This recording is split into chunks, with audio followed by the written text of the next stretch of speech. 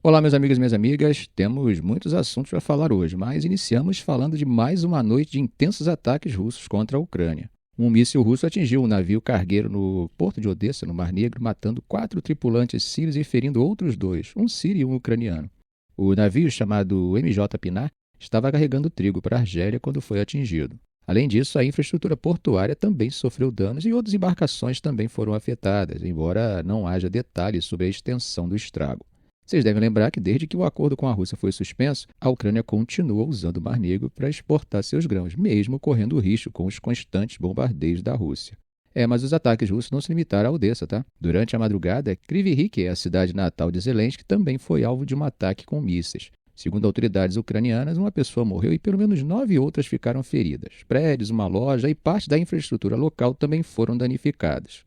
Gente, parece que Putin quer cumprir sua promessa sobre expulsar os ucranianos de Kursk. Segundo o Ministério da Defesa da Rússia, as tropas de Moscou avançaram ainda mais dentro da área, capturando 5 vilarejos nos últimos dias. O porta-voz do Kremlin, Peskov, afirmou que a dinâmica é boa e sugeriu que a ofensiva russa está indo como planejado. Além disso, surgiram imagens verificadas mostrando soldados russos com a bandeira tricolor no centro de Sudza, uma cidade estratégica perto da fronteira.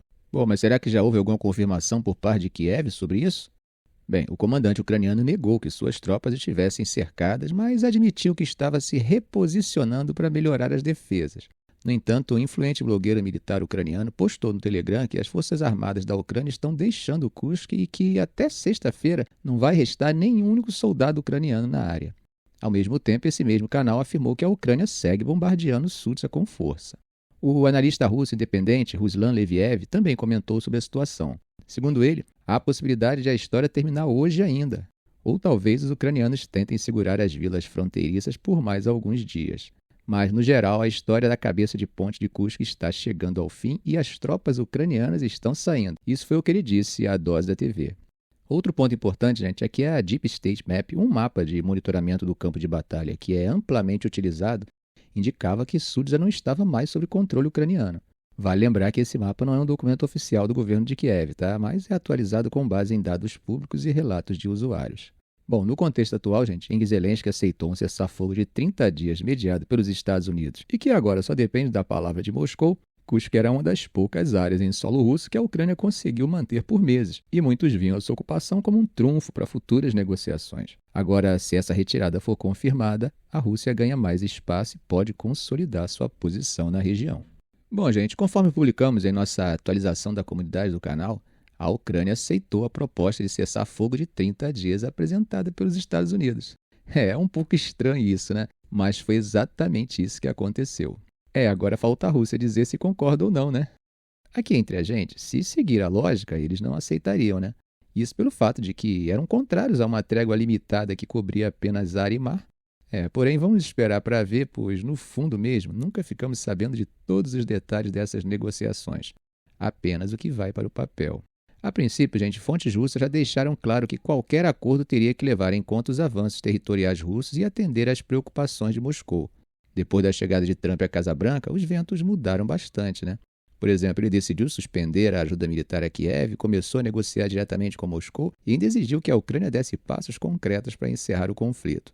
Mas agora, os Estados Unidos concordaram em retomar o envio de armas e compartilhamento de inteligência, mas isso só depois que a Ucrânia se mostrou disposta a apoiar um cessar-fogo durante as negociações na Arábia Saudita. Sob o ponto de vista oficial, o Kremlin afirmou que está analisando cuidadosamente os resultados da reunião e aguardando mais detalhes do secretário de Estado dos Estados Unidos, Marco Rubio, e do conselheiro de Segurança Nacional, Mike Waltz. Bom, Peskov, que é o porta-voz do Kremlin, reagiu com cautela quando perguntado se a Rússia pretendia condicionar a trégua ao levantamento das sanções internacionais. Rubio e Watts disseram que passariam informações detalhadas sobre a essência da conversa em Jeddah por meio de vários canais, e Peskov afirmou que eles precisam receber essas informações. Bom, do lado americano, Rubio afirmou que os Estados Unidos esperam uma resposta positiva da Rússia e que, caso Moscou rejeite a proposta, isso acabaria revelando muito sobre as reais intenções do Kremlin. Ele também destacou que a Europa vai precisar estar envolvida em qualquer tipo de garantia de segurança para a Ucrânia e que as sanções contra Moscou também estarão em pauta. Agora, quando perguntado se a Rússia poderia aceitar o cessar-fogo sem condições, ele respondeu assim: "É isso que queremos saber, se eles estão dispostos a fazer isso incondicionalmente." Bom, em algumas mídias ocidentais, aquelas mais indisfarçadamente imparciais que eu assisti ontem, o acordo é apresentado como uma chance de ouro para Moscou. Em Kiev, Zelensky classificou o encontro na Arábia Saudita como construtivo e disse que um possível cessar-fogo de 30 dias poderia ser usado para negociar um acordo de paz mais amplo. Mas será que isso é realmente viável? Será que é dessa forma que Moscou encara? Isso é pelo fato de que, enquanto as conversas acontecem, o que estamos vendo no campo de batalha é um cenário muito diferente. Como falamos antes, a Ucrânia está perdendo sua posição na região de Kursk dentro do território russo. E isso acaba reforçando a ideia de que Moscou está com vantagem e pode querer consolidar seus ganhos antes de aceitar qualquer tipo de negociação. Putin já disse várias vezes que está disposto a conversar sobre o fim da guerra. Trump acredita que o líder russo fala sério, mas outros líderes ocidentais acabam discordando, né? Ele afirmou ontem que espera que a Rússia aceite o cessar-fogo e que ele deve conversar diretamente com Putin ainda nessa semana. Putin já afirmou que estaria aberto a um acordo com Trump, mas sem abrir mão de grandes concessões territoriais. Além disso, Moscou continua insistindo que Kiev deve abandonar de vez qualquer intenção de entrar para a OTAN. Isso pelo fato de que ele considera o expansionismo da OTAN para o leste europeu como a causa primeira da guerra, sendo a ambição da Ucrânia de entrar para a aliança o estopim de tudo. Bom, dentro do governo russo, há quem veja essa proposta com certa desconfiança. Um alto funcionário russo disse que Putin dificilmente aceitaria um cessar-fogo sem antes estabelecer termos e garantias concretas. Veja só o que ele falou. Putin está em uma posição forte porque a Rússia está avançando. Sem garantias, a posição russa pode rapidamente se enfraquecer e o Ocidente pode acabar culpando Moscou por não ter encerrado a guerra. Ou seja, a Rússia não descarta a trégua, mas quer algo em troca. Outro funcionário russo alertou que o cessar-fogo pode ser uma armadilha para Moscou, pois Putin poderia perder força ao interromper a guerra sem garantias firmes. Já um terceiro analista russo disse que, do ponto de vista de Moscou, a questão mais importante não é a trégua em si, mas o fato de os Estados Unidos terem retomado o envio de armas e inteligência para a Ucrânia. Ou seja, na visão de Moscou, o cessar-fogo pode ser só uma cortina de fumaça para justificar essa decisão de Washington. Outro fator que também pesa nas negociações, é que a Rússia não quer simplesmente parar a guerra e voltar ao status quo de antes, né? O presidente do Comitê de Assuntos Internacionais do Senado russo, Konstantin Kosachev, foi bem direto ao dizer no Telegram que qualquer acordo precisa considerar os ganhos territoriais russos. Nas palavras dele, qualquer acordo, por mais que entendamos a necessidade de compromisso, deve ser nos nossos termos, não nos termos americanos. E isso não é arrogância, é a realidade do campo de batalha, e Washington precisa entender isso. Putin também já deixou claro que um cessar-fogo de curto prazo não é suficiente. Em dezembro, ele afirmou que a Rússia não precisava de uma trégua, precisava de uma paz de longo prazo garantida por segurança para a Federação Russa e seus cidadãos. A questão difícil é como garantir essas garantias. E o que seria essa segurança? Em junho, ele estabeleceu suas condições para a paz. A Ucrânia deve abandonar oficialmente sua entrada na OTAN, retirar suas tropas de 4 regiões ocupadas pela Rússia. Como nós sabemos, atualmente a Rússia controla cerca de 20% do território ucraniano, algo em torno de 113 mil quilômetros quadrados, isso segundo estimativas baseadas em fontes russas e mapas públicos. Moscou diz que 75% das regiões de Donetsk, Zaporizhia e Kherson e mais de 99% de Luhansk já estão sob seu domínio. Para Putin, esses territórios agora fazem parte da Rússia e nunca serão devolvidos à Ucrânia. Mas já Kiev diz que essas regiões foram anexadas ilegalmente e que jamais reconhecerá a soberania russa sobre elas. Bom, numa análise realista, sem paixões, quais seriam as motivações para o cessar-fogo considerando os 3 lados envolvidos? Bom, considerando a política dos Estados Unidos nessa dinâmica, a mudança de postura após a chegada de Trump à Casa Branca, suspendendo a ajuda militar à Ucrânia, mas depois retomando o envio de armas, dá uma ideia de que Washington ainda busca equilibrar o conflito de maneira que evite um colapso imediato de Kiev, ao mesmo tempo em que testa os limites da Rússia. E a Ucrânia? Bom, considerando sua posição diante do apoio europeu, pode ser apenas um movimento tático, possivelmente visando tempo para reabastecimento e reorganização de forças. Isso, de alguma forma, se alinha à visão expressa em análises recentes sobre o conflito, que destacam que a Ucrânia enfrenta uma posição militar desvantajosa, enquanto a Rússia tem consolidado avanços territoriais. Mas e a Rússia? Bom, nosso comentário de ontem sobre o alerta do Kremlin para que os russos não se empolgassem com Trump acaba reforçando a impressão de que Moscou sabe que está em posição de vantagem e pode buscar condições mais favoráveis antes de concordar com qualquer trégua. Como foi destacado por fontes russas, qualquer negociação deve levar em conta os ganhos territoriais da Rússia e oferecer garantias concretas à sua segurança. Bom, mas isso são apenas análises, E temos que aguardar para saber quais serão os desdobramentos reais. Bom, meus amigos, indo para um assunto mais leve, mas nem por isso menos importante, vamos falar sobre a entrada em vigor hoje de uma saraivada de tarifas dos Estados Unidos contra o comércio internacional. Essa decisão, que entrou em vigor hoje, quarta-feira, faz parte de uma estratégia maior para tentar reequilibrar o comércio global a favor de Washington. Mas, como já era esperado, a resposta de outros países veio rápido e com força. A ideia dele é fortalecer os produtos americanos, mas essa política de tarifas vem mexendo com os mercados, gerando preocupação entre economistas, investidores e empresários. Tem gente dizendo que isso pode até empurrar os Estados Unidos para uma recessão, o que, é claro, teria um impacto global.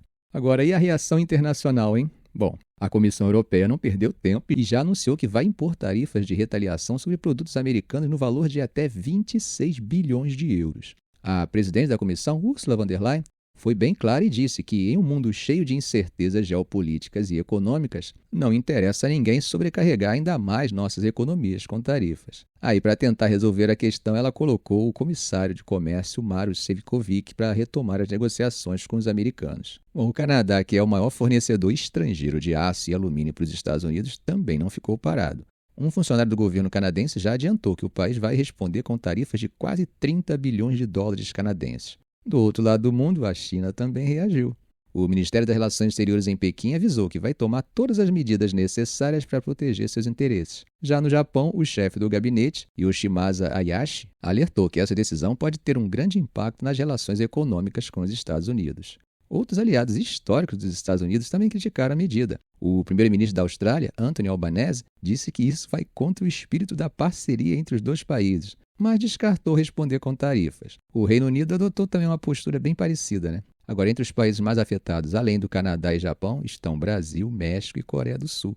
A União Europeia, por enquanto, não foi tão impactada, E um estudo do Instituto Kiel da Alemanha estimou que a economia europeia teria uma queda mínima de apenas 0,02%, já que poucos produtos da região entram na mira dessas tarifas. Agora, tem um detalhe interessante, As tarifas de retaliação da União Europeia são bem variadas, incluindo aí desde fio dental até diamantes, passando por roupões de banho e bourbon. No entanto, o impacto econômico real dessas medidas é limitado. Equivalem a apenas 6 dias de comércio entre Estados Unidos e União Europeia. Mas, mesmo assim, o ministro francês Benjamin Haddad já deixou claro que essa resposta pode escalar. Ele mencionou que, se necessário, eles podem incluir serviços digitais e propriedade intelectual na lista de retaliações. E sobre o Canadá, Trump chegou a ameaçar dobrar as tarifas para 50%, mas recuou depois que a província de Ontário suspendeu um plano de sobretaxar exportações de eletricidade para alguns estados americanos. Isso ajudou a acalmar os mercados, que já estavam bem nervosos com essa guerra tarifária. No entanto, apesar da tensão, as bolsas da Ásia e da Europa não sentiram tanto impacto nessa quarta-feira. E os futuros das ações nos Estados Unidos até subiram um pouco, Empresas como Ford, General Motors, que dependem desses metais, tiveram um desempenho estável no pré-mercado. Mas, mesmo assim, o mercado americano ainda está sentindo o impacto dessa política. Desde março, as bolsas dos Estados Unidos sofreram uma queda forte, apagando todos os ganhos acumulados desde a eleição de Trump. Ou seja, essa estratégia de tarifas pode estar custando caro à própria economia dos Estados Unidos. Talvez por isso Trump esteja assistindo a uma subida na sua rejeição, que pela primeira vez desde que tomou posse superou a aprovação. Bom, mas saindo da economia, tem outro assunto em que a sombra de Trump está presente. Vocês lembram quando ele chegou a dizer que queria comprar a Groenlândia? Pois bem, essa ideia não foi esquecida. E agora ela está mexendo diretamente com a política local. Nas eleições parlamentares que aconteceram ontem, o partido pró-negócios Democratic, que defende um caminho mais lento para a independência da Groenlândia, acabou vencendo. Eles saltaram de 9,1% dos votos em 2021 para quase 30% agora. O líder do partido, que é Jens Frederik Nielsen, comemorou o resultado e reforçou que não quer independência imediata. Segundo ele, a Groenlândia precisa construir uma base sólida primeiro. Por outro lado, o partido Naleraq, que quer uma separação mais rápida da Dinamarca, ficou com 24,5% dos votos. Esse crescimento da oposição mostra que a questão da independência está cada vez mais no centro do debate. O primeiro-ministro atual, Multi Ajed, reconheceu a derrota e disse que está aberto a negociações para formar uma coalizão de governo. Mas por que isso importa? Bom, a Groenlândia é estratégica, Além da sua posição no Ártico, que está se tornando um palco de disputa entre grandes potências, a ilha tem vastos recursos minerais, incluindo terras raras, que são essenciais para a indústria de tecnologia e defesa. E, claro, tanto os Estados Unidos quanto a China e a Rússia estão de olho nisso.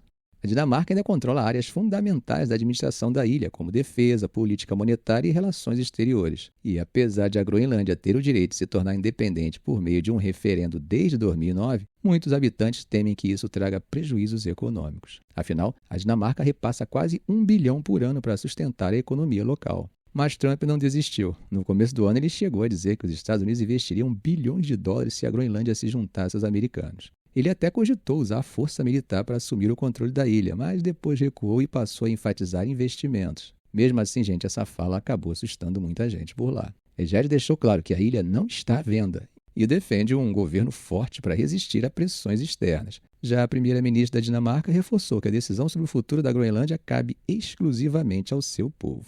Bom, gente, mudando de assunto, vamos dar um pulo na África. Ontem, nessa terça-feira, o governo angolano anunciou que vai tentar promover um encontro direto entre os governos congolês e os rebeldes do M23, grupo armado que tem apoio de Ruanda, embora Ruanda não admita, né? Mas aí fica a dúvida, o governo do Congo, que já recusou várias vezes negociar com o M23, vai aceitar essa mediação? Bom, por enquanto a resposta oficial foi cautelosa, né? O porta-voz da presidência do Congo disse que o país tomou nota da iniciativa, sem confirmar presença nas conversas. Já o M23, através de um de seus porta-vozes, chamou a decisão de uma vitória da razão e garantiu que vai participar das negociações. O conflito no leste da República Democrática do Congo, gente, como já comentamos em um vídeo anterior, tem raízes profundas e são ligadas ao Genô-Pontim-Pontim de Ruanda de 1994 e também à disputa por vastos recursos minerais da região. Os rebeldes do M23, que são majoritariamente tutsis, tomaram duas das maiores cidades do leste do Congo desde janeiro, intensificando uma guerra que já dura há anos. O governo congolês acusa Ruanda de apoiar diretamente o grupo com armas e soldados. Eles negam, dizendo que suas forças atuam apenas em legítima defesa contra ataques do exército congolês e de milícias hostis ao regime ruandês. O presidente do Congo esteve nesta terça-feira na capital angolana, Luanda, para um encontro com João Lourenço, presidente de Angola.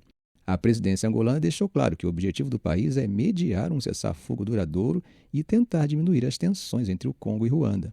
Segundo o comunicado oficial, Angola, enquanto mediador do conflito, vai estabelecer contatos com o M23 para que as delegações do Congo e do M23 possam manter negociações diretas em Luanda nos próximos dias. Agora, a grande dúvida é se essa tentativa de Angola vai surtir efeito, né? O Congo tem resistido a qualquer diálogo com o M23, insistindo que o grupo deve depor as armas antes de qualquer conversa. Mas, por outro lado, sem uma negociação, o conflito segue escalando, com impactos humanitários e geopolíticos enormes. Como sempre, gente, vamos torcer pela paz, né? Bom, mudando para o Oriente Médio, temos mais um capítulo das tensões entre os Estados Unidos e o Irã.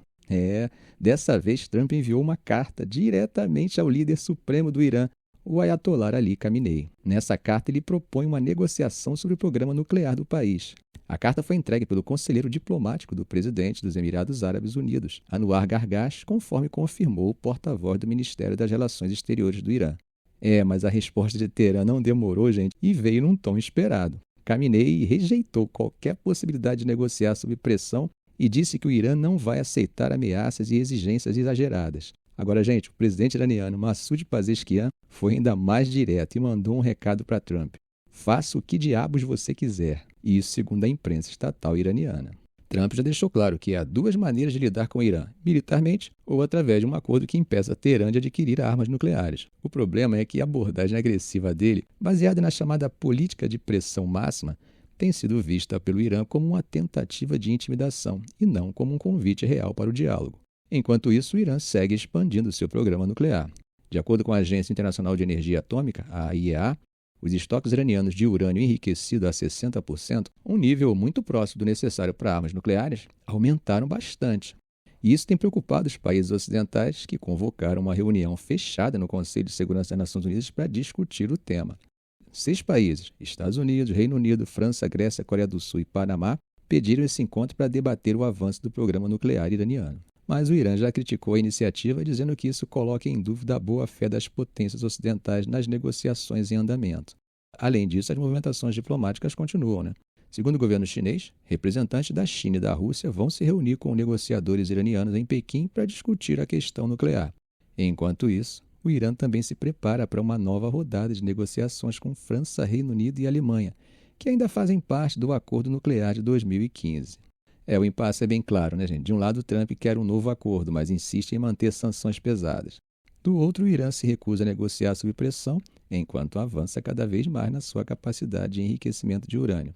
O risco aqui é que essa escalada possa acabar levando a um confronto militar, algo que ninguém quer, mas que continua sendo uma possibilidade real se as tensões não forem resolvidas. Ficamos por aqui. Se esse vídeo foi útil a você, faça um comentário, compartilhe em suas redes sociais, dê um like.